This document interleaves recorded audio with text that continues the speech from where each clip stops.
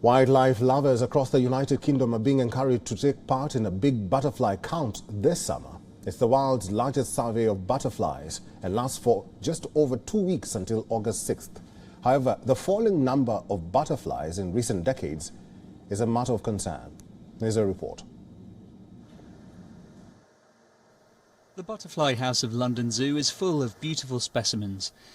Here, in this replica of their natural habitat, they can thrive, away from predators and other threats. But in the wild, life is more difficult, and butterflies are becoming harder to find.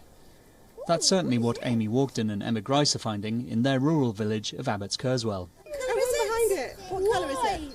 There it is. Oh, a white one. Has it got? Oh, I saw that one is a large white. After school, Amy and Emma often take their children and school friend butterfly spotting.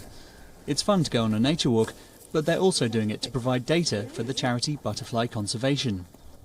Having a yearly record of what is around and what isn't around, I think, is really good scientific data to indicate changes such as global warming and habitat destruction. Butterflies are sensitive indicators of what's going on, so it's really important.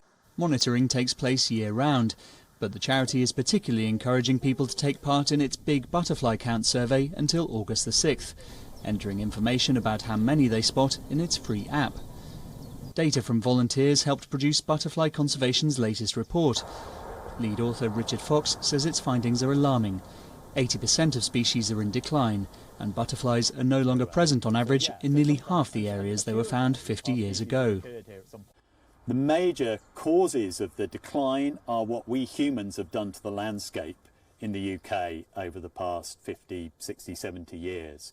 And so that's things like the intensification of agriculture, which is not just chemicals that go into that, pesticides and fertilizers, but also changes to the landscape. So removing hedgerows, maximizing the space for growing crops and pushing nature out of farmland. Back at home, the WALKDENs are also raising caterpillars in their garden. Young Robin already has a good idea of how important this is. If we don't have any butterflies and all the buzzy things, then the things that eat butterflies won't have any food, and the things that eat them, well, basically just the food chain. And part of the food chain is the things that we eat. And if there's none of them, then we will starve and we won't really be able to survive, will we? The decline in butterflies and other insects isn't limited to Britain, with a 2020 study in the journal Biological Conservation estimating insect numbers worldwide have dropped by 5 to 10% in the past 150 years.